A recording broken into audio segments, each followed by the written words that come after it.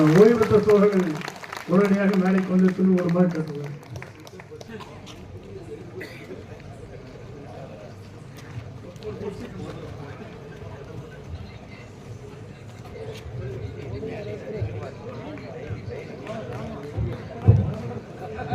தோழர்களே,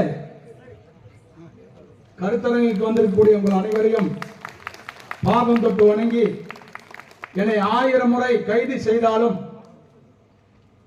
அதே மாதிரி தொடர்ந்து அடங்க மறுப்பேன் என்று சொன்ன போதும், கையில் விலங்கிட்டு இழுத்த சென்ற தெருவாக இருந்த போதும், தொழிலாளி வர்க்கத்துக்காக என்னுடைய நலனை பாதுகாத்து, இந்த தொழிலாளி வர்க்கத்துக்காக, உழைக்கின்ற மக்களுக்காக, தேச நலனுக்காக நான் எந்த போராட்டத்திற்கு விலக மாட்டேன் என்று இன்னைக்கு தொடர்ந்து போராடி கொண்டிருக்கக்கூடிய அன்பு தலைந்த போர் வாள், தொழிலாளி வர்க்கத்தினுடைய போர் வாள், இது 2 பக்கமும் தீட்டப்பட்ட போர்வால்.